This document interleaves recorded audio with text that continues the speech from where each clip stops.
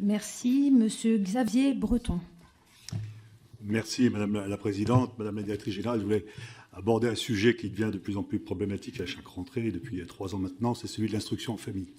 La loi du 24 août 2021 qui conforte le respect des principes de la République a fait passer donc d'un régime de déclaration à un régime d'autorisation qui restreint donc les libertés, et avec un souci qui était la lutte contre le séparatisme et principalement contre l'islamisme radical. Alors quel résultat avec ce nouveau régime d'autorisation dans la lutte contre le séparatisme?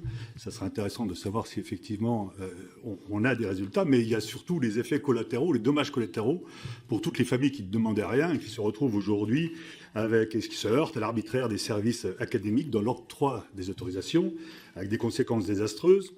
Des fratries sont séparées, des enfants à besoins particuliers se retrouvent en difficulté scolaire, etc. Et on a tous, je suis sûr, dans nos circonscriptions, des témoignages comme ceux-là.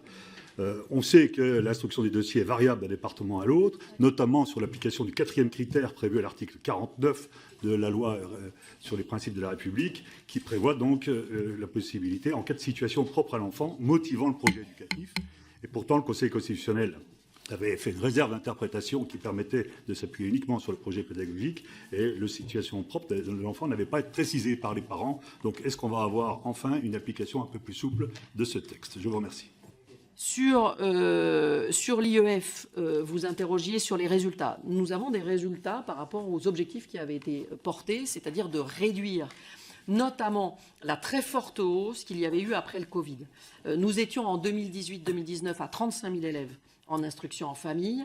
Nous sommes passés à 72 000 élèves à la sortie du Covid et revenus aujourd'hui à 35 000 élèves.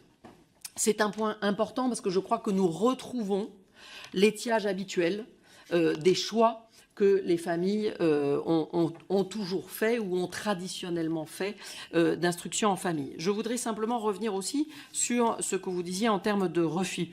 52 000 demandes d'autorisation ont été demandées en 23-24 et 88,4% des réponses ont été positives. Autrement dit, il y a eu 88,4% d'autorisations délivrées. Donc il n'y a pas eu une politique de refus majoritaire. En revanche, et c'est certain, les autorisations ont été concentrées sur les 3 premiers motifs, qui sont ceux des élèves à besoins particuliers ou en situation médicale de santé difficile, qui sont ceux qui ont un parcours sportif ou artistique d'excellence et qui les conduit à avoir ce besoin. Et puis c'est sur le motif 4 pour lequel le projet pédagogique de la famille est à étudier, que à la fois, je dirais, il y a eu peut-être un peu plus de refus, et encore nous sommes aujourd'hui à un étiage qui est assez similaire à celui que nous connaissions auparavant, même si ce n'était que du contrôle a posteriori. La nouveauté avec la loi, c'est que c'est une autorisation a priori. Donc nous retrouvons des chiffres assez habituels et nous avons eu moins de demandes. C'est-à-dire que là aussi, je pense que l'effet Covid est en train de s'atténuer et que les familles reprennent confiance, si je puis dire, dans la mise en place dans l'envoi de leurs enfants à l'école.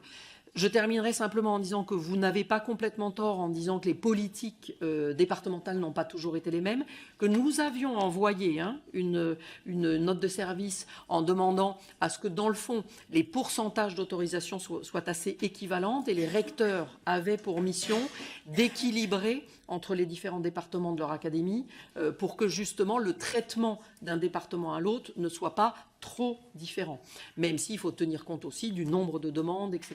Mais qu'en pourcentage d'autorisation, nous ayons quelque chose d'assez équitable sur l'ensemble du territoire. C'est donc en tout cas les objectifs nationaux.